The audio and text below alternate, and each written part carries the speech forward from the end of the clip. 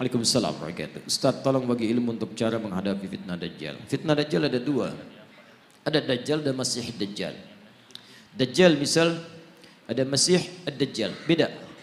Kalau Masih Ad-Dajjal itu makhluknya tanda akhir zaman. Kalau Dajjal disebutkan itu biasanya sifat-sifat yang menyerupai sifat Dajjal.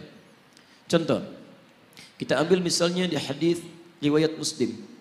Di kitabnya halaman 111 jilid pertama, posisi paling kiri sebelah atas, bab yang keempat, hadis nomor 6, riwayat hadis Abu Hurairah radhiyallahu taala anhu.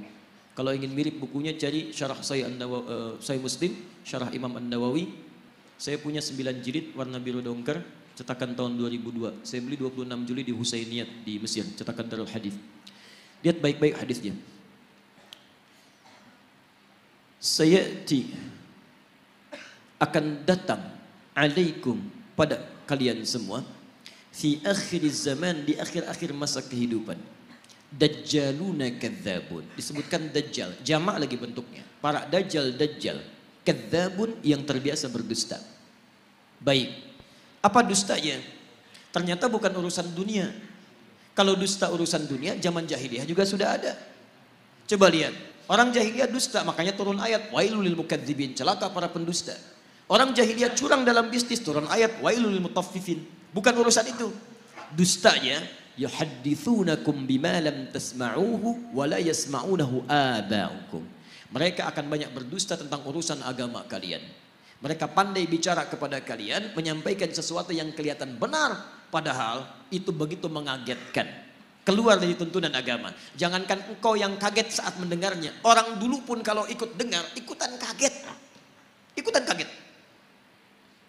Nah teman-teman, di antara makna Dajjal itu membuat fitnah. Fitnah yang mengeluarkan orang dari keyakinan kepada Allah Subhanahu wa taala. Nah, ada kata Allah, itu bukan bentuk Dajjal aslinya, tapi sifat-sifatnya. Baik, saya mau tanya pada Anda, kalau seseorang membuat kagum, membuat suatu dahsyat, bisa mempengaruhi, pintar atau bodoh? Pintar. Makanya ada yang menafsirkan hadisnya, salah satunya orang-orang pintar. Tapi dengan kepintarannya dia bicara masalah-masalah agama, tapi tidak ada ilmu di dalamnya, malah mengeluarkan orang-orang dari keyakinan kepada Allah. Maka kalimatnya bisa membuat orang kaget. Jangankan orang itu, kata Nabi, orang dulu pun kalau dengar itu akan ikutan kaget. Contoh, Quran surah kedua Al-Baqarah ayat 204 sampai 207, paling kiri sebelah atas. Wa minan nasi may yu'jibuka qawluhu fil hayatid dunya wa yushhidullaha 'ala ma fi qalbihi wa huwa 'aladul khisab. Di antara manusia ada orang yang kalau bicara kata-katanya menarik, retorikanya cantik, kadang-kadang bawa ayat-ayat Allah, tapi hati-hati, mereka itu musuh yang paling jahat. Pernah dengar kalimat ini? Semua agama itu sama. Ya, sama. Menuju pada Tuhan yang satu, mengajarkan pada kebaikan. Semua agama sama, nggak ada bedanya. Pernah dengar kalimat itu? Saya pertama dengar kaget, Pak. Bahkan waktu ada bukunya Fikih Lintas Agama, itu saya beli, saya lihat Allahu Akbar. Ulama caci maki, Imam Syafi'i caci maki, macam-macam caci maki. Ambil potongan ayat-ayat Quran. Saya pikir ini siapa ini orang? Begitu saya ingat hadis ini, saya baru sadar Allahu Akbar. Kita bermohon kepada Allah kebaikan. Jangankan kita, kalau orang dulu termasuk jahiliyah dengar kalimat ini, ikutan kaget, Pak. Saya kasih contoh begini. Dulu beberapa utusan pemuka datang pada Nabi malam-malam. Kata mereka, ya Muhammad SAW, kita memang beda. Lihat kalimatnya, kita memang beda. Mereka sebodoh-bodohnya orang jahiliyah masih ngaku kita beda. Hanya perbedaan kita tidak harus menjadikan kita berselisih. Gini aja deh, kami malam ini nyembah Tuhan kamu, kamu besok nyembah Tuhan kita. Setelah kalimat ini keluar, turun satu surah, Qul ya ayyuhal kafirun. Katakan, hei orang-orang kafir. Kafir itu dari kata kafara. Kafara diserap ke dalam bahasa Inggris di cover. Ya, bahasa Inggris banyak yang mengambil dari bahasa Arab.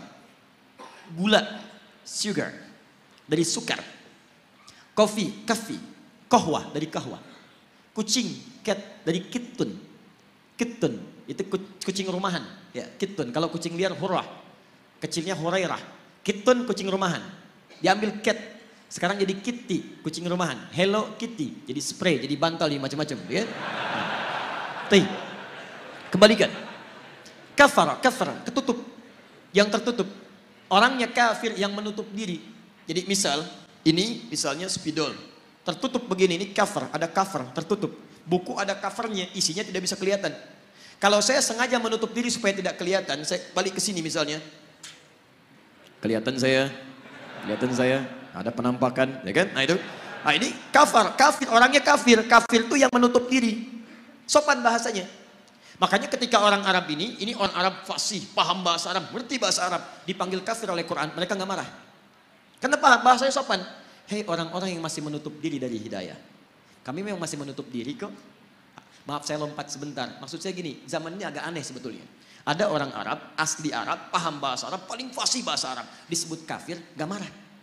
Orang sekarang bukan orang Arab, nggak tahu bahasa Arab, nggak fasih bahasa Arab, disebut kafir. Apa? Masya Allah. Ya. Kita masih lembut Pak. Kita tuh halus. Islam tuh halus. Ya. Jadi mohon maaf, antum tuh makhluk halus sebetulnya. Lembut. Baik, lembut baik, kata-katanya baik. Kalau antum kasar, antum bukan muslim antum. Makanya sama orang lain lembut. Kita pun kalimat-kalimatnya lembut. Coba bandingkan. Saya punya koleksi beberapa kitab yang lain, tapi nggak perlu saya sebutkan. Di satu kitab, orang yang tidak sekeyakinan itu disebut dengan domba, tersesat lagi, domba-domba yang tersesat. Kita masih halus tuh menggunakan kata kafir. Tapi ini perbandingan. Kalau tidak sepakat kita dialogkan ya. Dia jangan cepat marah. Saya pulang dari sini jadi tersangka lagi gitu. Nah, sekarang lihat. Kata orang jahiliyah ini, kita memang beda. Sejahiliyah-jahiliyahnya dia mengatakan kita beda. Kenapa ada orang pintar yang setelah keluar dari jahiliyah dia mengatakan semua agama sama. Itu kalau kedengaran orang jahiliyah ikutan kaget mereka. Sebodoh-bodohnya orang jahiliyah mengatakan kita beda. Makanya ketika risalah Islam datang, mereka merasa ini beda. Ada perbedaan. Ada penolakan dari mereka karena berbeda. Orang sekarang tiba-tiba, Masya Allah. Saya katakan kepada Anda, maaf ya. Yang bilang semua agama sama, itu pintar atau bodoh? Bodoh. Baik, gelarnya ada enggak? Mana ada orang bodoh punya gelar? Lihat S1, S2, S3. Masya Allah, sampai S-nya banyak, dingin, dan macam-macam. Belajar keluar dan sebagainya. Tiba-tiba pulang-pulang, mengatakan semua agama sama. Baik, ini menunjukkan ada sesuatu yang salah di situ. Nah, sifat-sifat ini disebut oleh Nabi SAW. Sesungguhnya sifat-sifat yang tidak baik, yang hanya dimiliki oleh Dajjal. Makanya pada orang-orang seperti ini, kita didorong oleh Al-Quran untuk bisa satu. Quran surah keempat ayat 140. Ingat, bukan mencela, bukan menghina, bukan macam-macam. Lihat ayat Qurannya. Wa qad nazzala 'alaikum fil kitab. Telah tetap ketentuan dalam Al-Quran. Quran surah keempat ayat 140, paling kiri sebelah bawah. Awas ya, jangan dipotong kalimat saya. Saya tidak menyebut mereka dengan Dajjal. Awas, hati-hati. Nanti muncul tag di dalam YouTube misalnya, Ustaz Adi, Dajjal. Masya Allah. Muncul ini. Tidak. Lihat, saya turunkan sampai yang terakhir. Lihat, Quran surah 4 ayat 140. Wa qad nazzala 'alaikum fil kitab. Telah tetap ketentuan dalam Al-Quran. An idza sami'tum ayatillahi yukfaru biha wa yustahza'u biha. Kalau ada orang-orang yang mengingkari isi Al-Quran atau mengolok-olok isinya, ngolok-ngolok, mengingkari macam-macam, membelok-belokkan dan sebagainya sampai ke level yang tadi. Lihat baik-baik. Fala taqudu ma'ahum.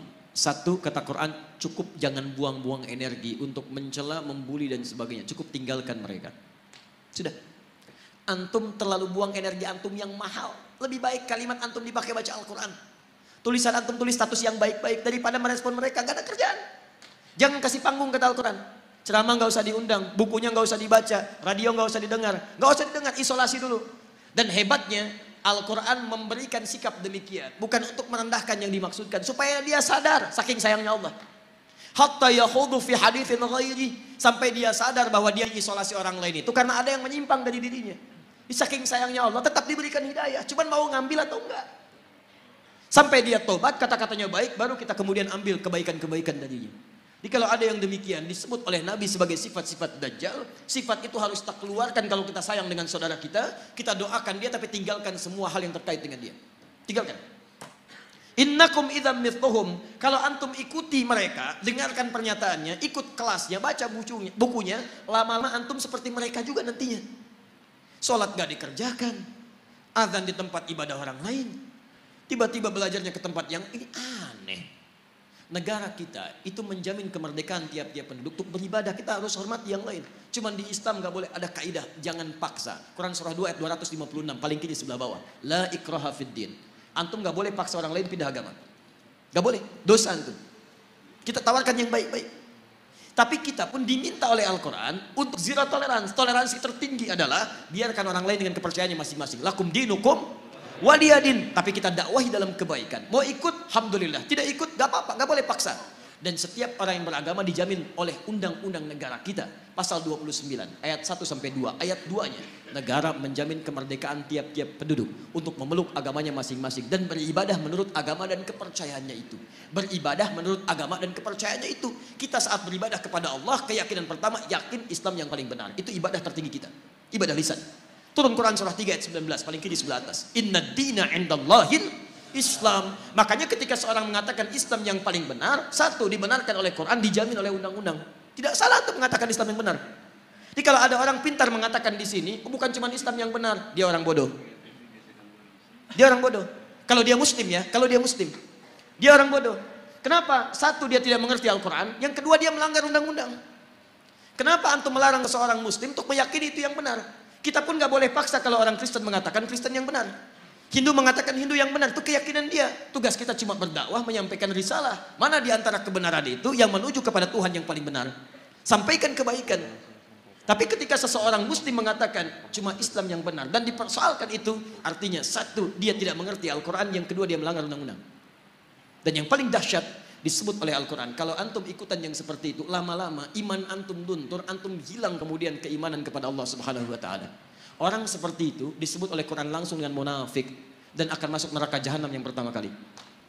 Jadi penghuni neraka jahanam bukan orang kafir pertama kali, orang munafik. Lihat ayat ujungnya. Innallaha jami'ul munafiqin wal kafirina fi jahannam jami'a. Maka Allah akan himpun orang munafik ini bersama orang kafir di neraka jahanam. Munafik disebut dulu baru orang kafir, neraka jahanam. Ya, maaf ya kalau urusan akidah saya tegas ya. Saya tidak ingin ada sahabat-sahabat saya, saudara saya kemudian terperosok dalam keburukan. Karena itu kalau ada yang menyimpang seperti itu, jangan dulu kita keluar kalimat yang tidak bagus, tidak, kita doakan, solasi, arahkan pada kebaikan. Dia ikut, alhamdulillah, tidak ikut, biarkan. Nah itu yang terbaik. Jelas ya?